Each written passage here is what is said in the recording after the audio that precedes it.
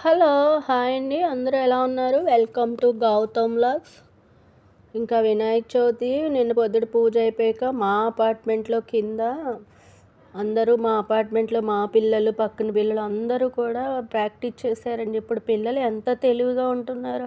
ఒక్కరోజు, 2 రోజులు ప్రాక్టీస్ చేసిన వెంటనే అన్ని శ్లోకాలు, డ్యాన్స్‌లు అన్నీ బాగానే పెర్ఫార్మ్ చేసేస్తున్నారండి. చూడండి, ఇదైతే వంశిక, కృత్రిక కలిపి గణనాయక ధీమహే అనే పాట ఉంది కదా, అది గుణాతీతం అనే పాటకి డాన్స్ చేస్తున్నారు వీళ్ళు. ఇంకా మండపం అయితే భలే బాగా కట్టారండి. అటు ఇటు గంటలు చూస్తుంటే ఒక దేవుడి గుడిలాగా వాతావరణం వచ్చేసిందండి. బాగానే ఉంది. ఇంకా ఈ అబ్బాయి అయితే వినాయకుడు ఎలా జన్మించాడు, పార్వతి సున్నిపిండితో ఎలా చేసిందో ఆ స్టోరీ అంతా చెప్పుకొస్తున్నాడు. 7 ఇయర్స్ అబ్బాయి అయినా సరే బాగానే చెప్పేస్తున్నాడు.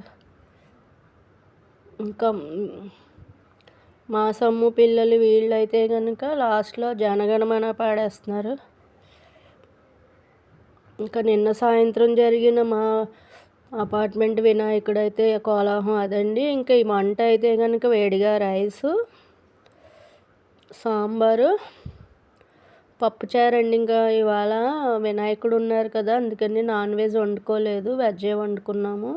ఇంట్లో 3 రోజులు ఉంచుకుంటాం కదా వినాయకుడని. ఇదైతే బూడిద గుమ్మడికాయ వడియాలు, మీకు తెలిసిందే కదా. ఇంకా నెయ్యి. మూడు రోజులు ఉన్నాక ఎల్లుండి తీస్తాము మా వినాయకుడి, మా ఇంట్లో వినాయకుడికి. ఇవాళ డ్రై ఫ్రూట్స్ పెట్టేసి ఒక దీపం పెట్టి నైవేద్యం పెట్టి దండం పెట్టుకున్నాము.